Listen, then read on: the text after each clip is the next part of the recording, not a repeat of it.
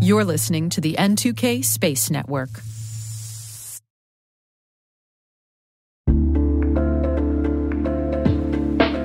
And now, a word from our sponsor, SpyCloud, the cybercrime analytics leader. SpyCloud disrupts cybercrime by telling you what criminals know about your business and your customers, so you can take action to prevent ransomware, session hijacking, account takeover, and online fraud. SpyCloud constantly recaptures and analyzes new data from the criminal underground, including credentials, session cookies, and PII siphoned from malware-infected devices. With knowledge of the specific exposed data criminals have in hand from InfoStealer malware on managed and unmanaged devices, security teams can respond with a more efficient and effective process called post-infection remediation that fits seamlessly into existing incident response frameworks. Get SpyCloud's post-infection remediation guide outlining the 7 steps for preventing a malware infection from becoming a full-blown ransomware incident. Visit spycloud.com/cyberwire. That's spycloud.com/cyberwire. And we thank SpyCloud for sponsoring our show.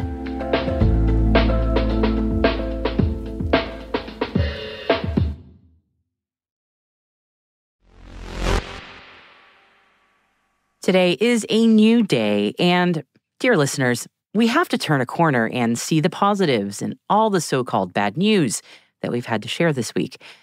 When a mission doesn't meet its objectives, it's often seen as and reported as a failure, and then we all get really bummed about it, but we really shouldn't let the conversation end there. After all, failure is an opportunity to learn. We pick ourselves up and try again, because we learn through doing after all, and there are a lot doing great things in space. T-minus 20 seconds to LOS speed rest. Go for deploy. Roger roll. Today is January 10th, 2024. I'm Maria Varmazes, and this is T-minus.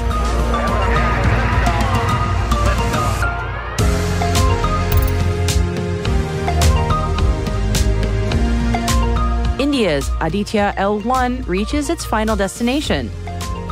China prepares its lunar lander for launch. ArianeGroup reportedly increases financial support for MaiaSpace. And my guest today is John Rendon, the CEO of the media company, the Rendon Group. Now, John was involved in the Inter-Astra event that T-minus attended last year, and that's making waves in the space industry, so stay with us for that chat.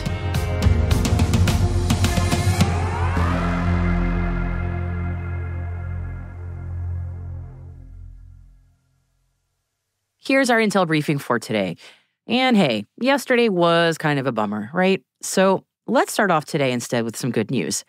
And little surprise that it's coming from India right now.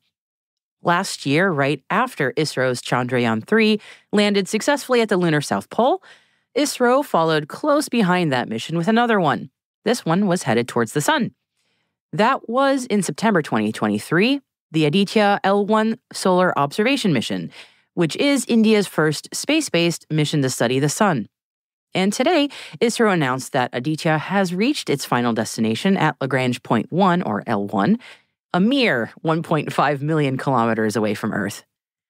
Parked there, Aditya L1 and its 7 onboard instruments will soon be studying different parts of the sun, including its corona, its photosphere, and its chromosphere. Very cool. Or, since it's our sun, perhaps I should say extremely hot. Staying in Asia, and China's space agency has shared images showing its latest lunar explorer has arrived at the launch site in preparation for a mission to the moon in the first half of this year. State broadcaster CCTV posted the photographs on its website of the unit as it was unloaded from a large cargo airplane earlier this week and then transported by flatbed truck to the Wenchang launch site on southern China's Hainan Island. European spaceflight is reporting that ArianeGroup is looking to increase their investment in MaiaSpace to 125 million euros. Now, MaiaSpace was founded in 2021 with the aim of developing a partially reusable micro-launcher. ArianeGroup has invested approximately 40 million euros into the launch company so far, and the report says it has committed an additional 85 million euros to the cause, making the company one of the most well-funded launch startups in Europe. Over to Scotland now, and University of Glasgow engineers have built and fired the first unsupported autophage rocket engine, which consumes part of its own body for fuel. Yeah, autophage. The so-called self-eating rocket has several potential advantages over conventional rocket designs. According to the university, the engine works by using waste heat from combustion to sequentially melt its own plastic fuselage as it fires. The molten plastic is fed into the engine's combustion chamber as additional fuel to burn alongside its regular liquid propellants. The team's design developments are being showcased this week as a paper presented at the International AIAA SciTech Forum in Orlando, Florida. The engineers say that they successfully test-fired their Ouroboros 3, great name, autophage engine, producing 100 newtons of thrust in a series of controlled experiments.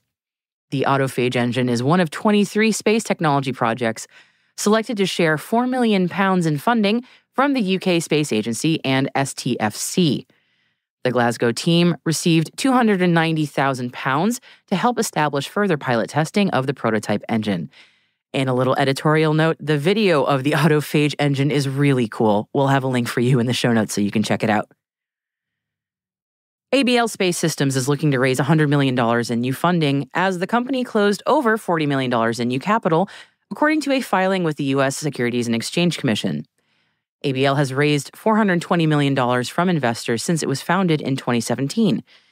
You can read more about that story in the TechCrunch article that we've linked in our show notes for you. And during the NASA media update that we ran with as our top story yesterday, the SpaceX representative on the call said that the company is targeting February for their next Starship test.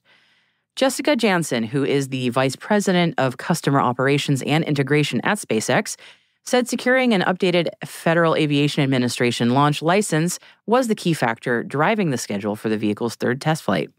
She went on to say that the Starship hardware will be ready this month. An update now on the Astrobotic Peregrine lunar lander mission. The vehicle is at an approximate distance of 192,000 miles from Earth, which is 80% of the way to lunar distance. Although it is approaching lunar distance, the moon won't be there. The company says that Peregrine remains on our nominal trajectory for the mission, which includes a phasing loop around Earth. This loop goes out to lunar distance, swings back around the Earth, and then cruises out to meet the moon. This trajectory reaches the moon in about 15 days post-launch. Astrobotic's current hypothesis about the Peregrine spacecraft's propulsion anomaly is that a valve between the helium pressurant and the oxidizer failed to reseal after actuation during initialization. This led to a rush of high-pressure helium that spiked the pressure in the oxidizer tank beyond its operating limit and subsequently ruptured the tank. While this is a working theory, a full analysis report will undoubtedly be produced by a formal review board made up of industry experts after the mission is complete. There is no indication that the propulsion anomaly occurred as a result of the launch on ULA's Vulcan. Peregrine continues to leak propellant, unfortunately, but remains operationally stable and continues to gather valuable data. Astrobotic estimates that it will run out of propellant in about 35 hours, an improvement on yesterday's update. Well, the team is working around the clock to generate options to extend the spacecraft's life. Sidus Space says it has achieved critical artificial intelligence and hardware contract milestones as the company prepares for the commencement of its satellite constellation, which is scheduled for launch in March 2024. SpaceX's Transporter 10 mission from Vandenberg Space Force Base, California, will carry Sidus Space's LizzieSat-1 to orbit. The milestone is part of the NASA Phase 2 sequential award to Sidus. And we're finishing our roundup today with a story about a picture. Yep, audio-only podcast talking about an image. Don't you love it? But this one had us a little excited. Okay, a lot excited. Space photographer John Krause captured an image of Blue Origin's New Glenn first stage hardware on the move at the company's Merritt Island campus this morning. It's presumably headed to LC-36, which is Lu's launch complex at Cape Canaveral Space Force Station, just 9 miles away from their rocket factory. Could we be seeing testing ahead of the inaugural launch in August of this year? Well, I certainly would hope so. Just watch this space.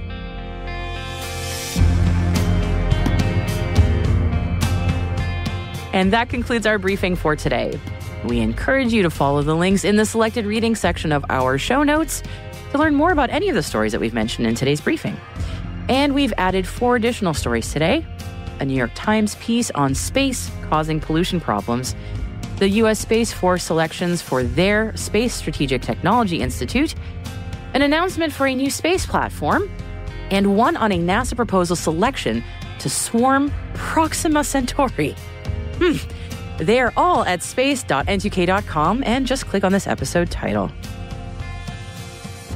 Hey, T-Minus crew. If you find this podcast useful, please do us a favor and share a 5-star rating and short review in your favorite podcast app.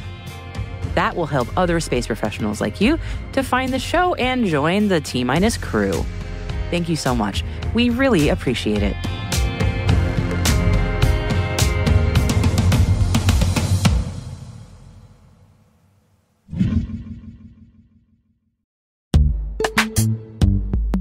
This episode is brought to you by Palo Alto Networks, the leader in cybersecurity. As AI-driven attacks increase, organizations can't afford to have network security that's stuck in the past.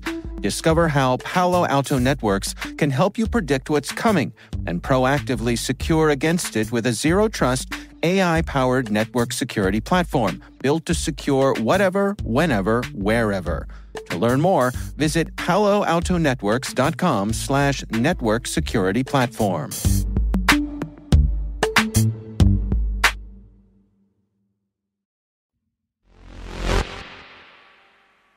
My guest today is John Rendon, CEO of the media company, the Rendon Group. Now, John was involved in the Inter-Astra event that T-Minus attended last year, and that event is making waves in the space industry. So, John started by telling me about his background. 1,000 years ago, when I was young, I served as executive director and political director of the Democratic Party of the United States, the youngest one in the history of the country at that time. I worked for President Carter in the Carter administration and have provided support on and off over the last 1,000 years in 142 countries. And spend a lot of time meeting new people, learning new things. And I'm fortunate enough to have the world as a teacher. And when I look up, I see space. I will tell you my first space connection was Leonard Nimoy. What a connection to have. My goodness. Who I met in 1974, probably a long time before many of your listeners were actually concepts. Yeah, maybe. But since then, and over the last 2 years, our global strategic engagement practice has focused more and more on space as an extraordinary opportunity, both to get countries to come together, but also to understand the magnitude of the enterprise. And so I'm fortunate and honored to be your guest today. And thank you for having me. And Happy New Year, by the way.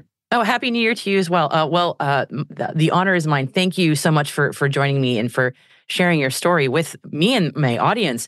Now, I know the introduction that we had was through the Inter-Astra event. Can you explain a little bit of your connection to that event?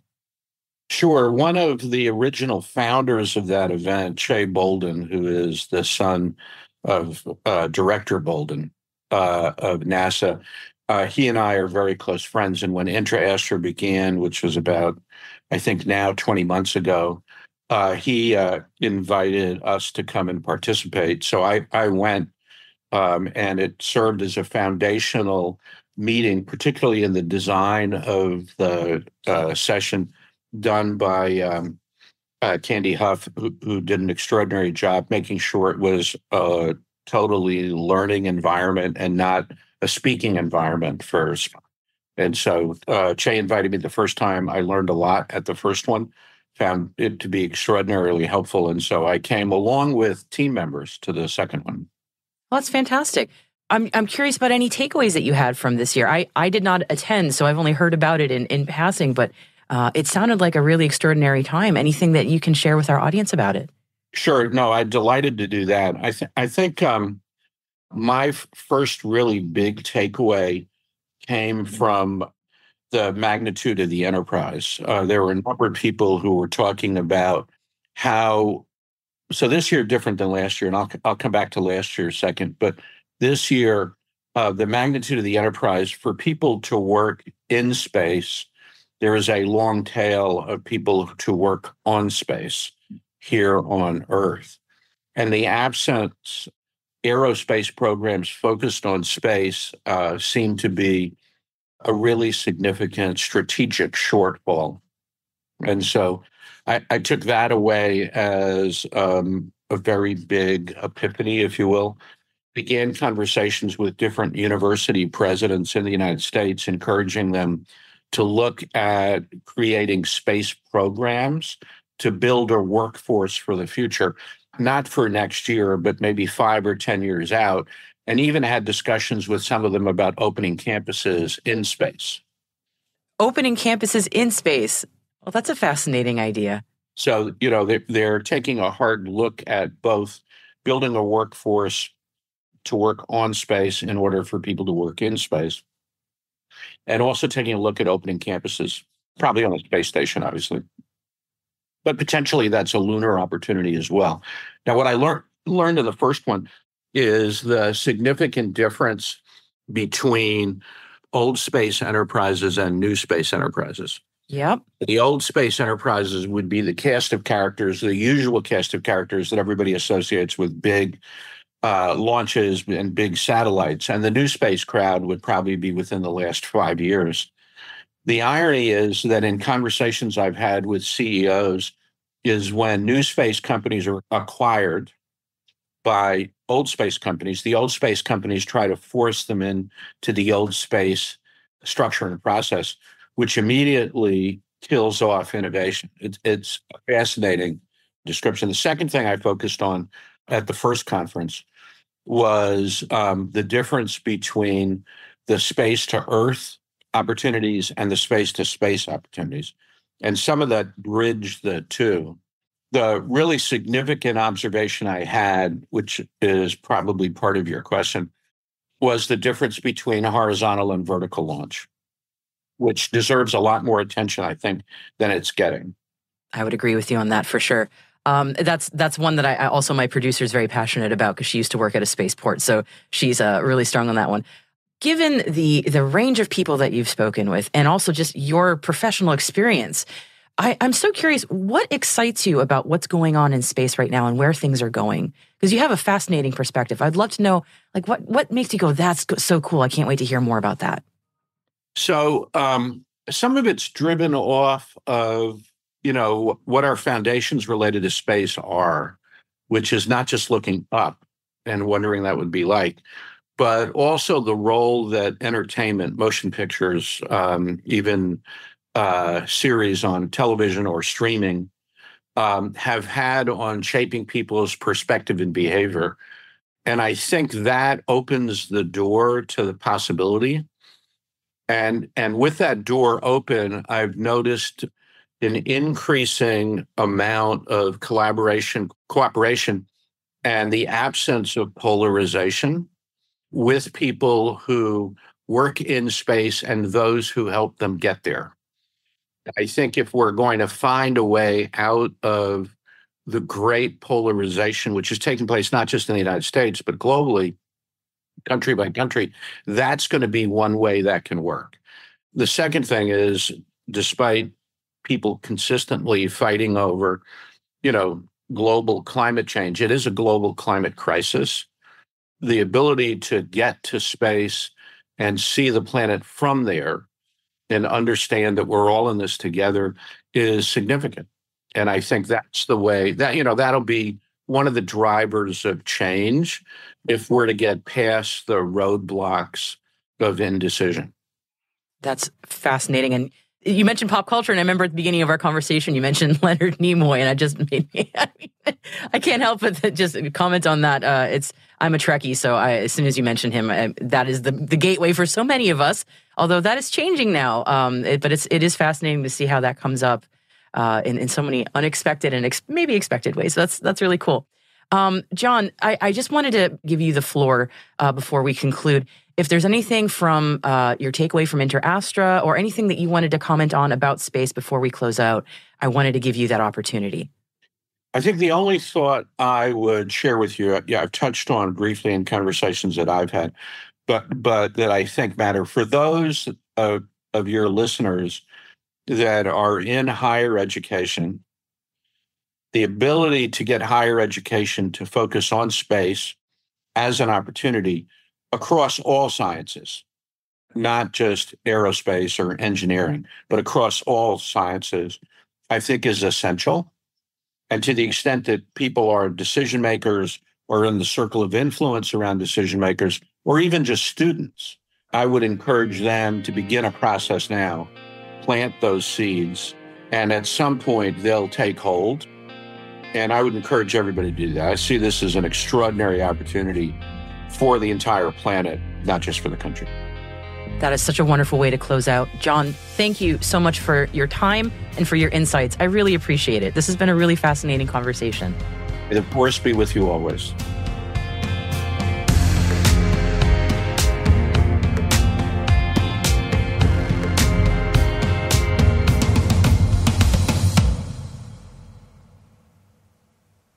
We'll be right back.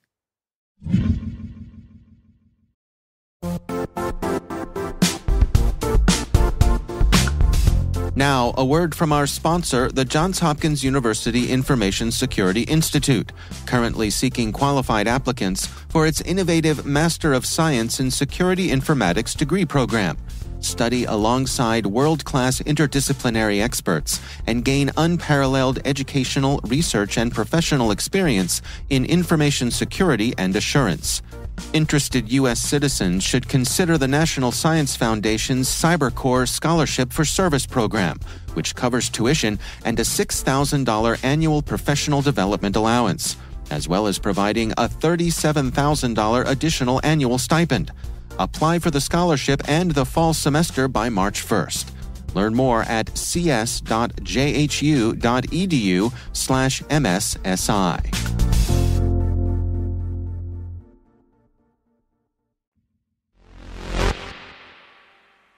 Welcome back. We reported about its launch back in September, and now XRISM has shared its first images. XRISM, which stands for X-ray Imaging and Spectroscopy Mission, has released a first look at the unprecedented data it will collect when science operations begin in earnest later this year. The satellite's science team revealed a snapshot of a cluster of hundreds of galaxies and a spectrum of stellar wreckage in a neighboring galaxy, which gives scientists a detailed look at its chemical makeup. Now, XRISM is led by the Japanese space agency JAXA in collaboration with NASA and with input from ESA. The objective of the mission is to investigate celestial X-ray objects in the universe with high-throughput imaging and high-resolution spectroscopy. The mission has two instruments, Resolve and Extend, each at the focus of an X-ray mirror assembly designed and built at Goddard. The mission team used Resolve to study N132D. Quick quiz, do you know what it is? No? Okay. It's a supernova remnant and one of the brightest X-ray sources in the Large Magellanic Cloud, a dwarf galaxy around 160,000 light-years away in the southern constellation Dorado. The expanding wreckage, and I really love that word wreckage, is estimated to be about 3,000 years old and was created when a star roughly 15 times the sun's mass, our sun's mass, ran out of fuel, collapsed, and exploded. The Resolve spectrum shows peaks associated with silicon, sulfur, calcium, argon, and iron. This is the most detailed X-ray spectrum of the object ever obtained and demonstrates the incredible science that the mission will do when regular operations begin later this year. Such fascinating science is still to come, and I can't wait to learn more.